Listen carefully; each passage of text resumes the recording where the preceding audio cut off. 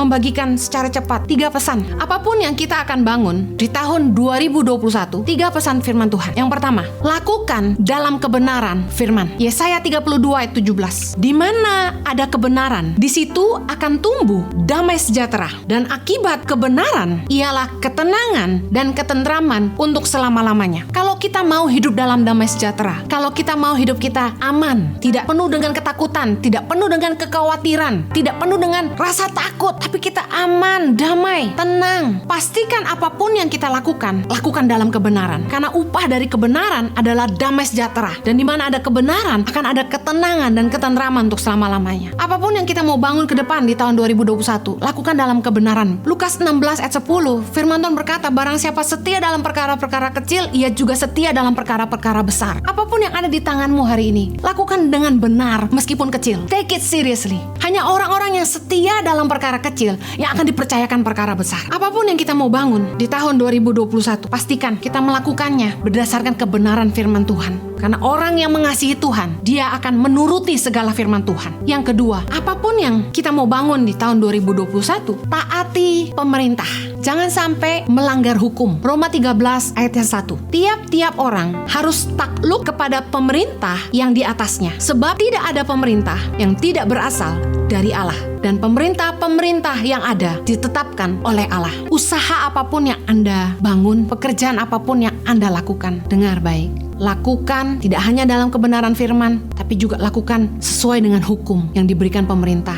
Ikuti aturan pemerintah. Jangan melanggar hukum. Ada satu kesaksian yang luar biasa. Di masa yang lampau, ada seorang anak muda, dia tidak mau ikut arus. Di mana ketika menjalankan bisnis ekspor impor harus sogok sana sini supaya bisa goal dapat tender. Anak muda ini, dia ikut aturan main. Dia urus izinnya, memakan waktu lama, memakan biaya, tapi dia sabar, dia lakukan semua izin-izinnya, dia urus semua yang dibutuhkan. Dan dia saksikan kepada saya, beberapa tahun kemudian, ketika Bapak Presiden Jokowi terpilih menjadi Bapak Presiden Republik Indonesia, hukum mulai ditegakkan, yang tidak punya izin tidak bisa ekspor impor. Dan luar biasanya, anak muda ini saksikan kepada saya, karena dia ikut aturan hukum, dia sudah punya izin-izinnya, sementara yang lain tutup, yang lain bangkrut, usahanya jalan, dan bahkan dia menuai banyak orderan karena semua proyek yang ada harus melalui perusahaan yang punya izin. Jadi banyak orang yang menitipkan lewat dia. Kalau kita mau diberkati Tuhan, kita harus ikut aturan. Jangan langgar hukum. Jangan lagi money laundry. Jangan lagi suap sana sini. Ayo urus izin yang memang harus dilakukan. Ketika kami urus BPJS untuk ketenaga kerjaan, kami punya lebih dari 150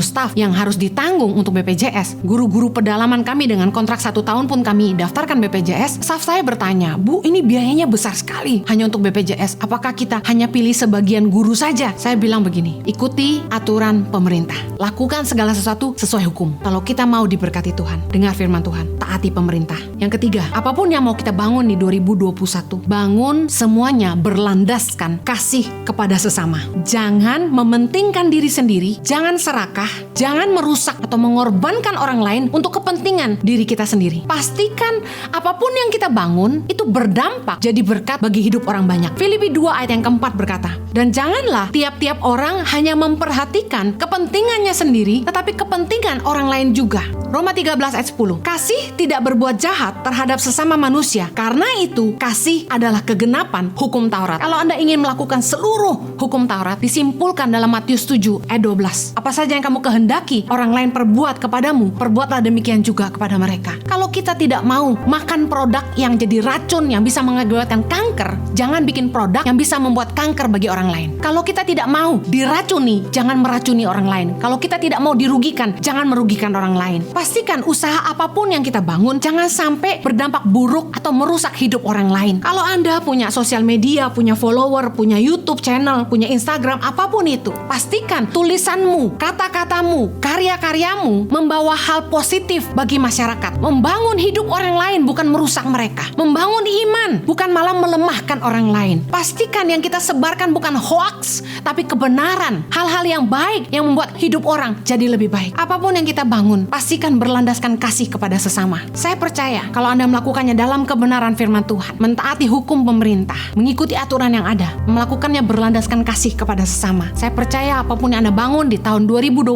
akan disertai Tuhan dengan berbagai mujizat dan kasih karunia. Saya percaya kemurahan Tuhan akan menyertai Anda, sehingga apa saja yang Anda kerjakan pasti akan diberkati Tuhan luar biasa. Jangan lagi main-main dengan hidupmu. Jangan main-main dengan dosa. Take life seriously. Jangan dengan alasan iman mencobai Tuhan. Bangun hidupmu, jangan sampai bangun apapun yang tidak ada ujungnya. Pastikan bijaksana dengan waktu, bijaksana dengan hidupmu.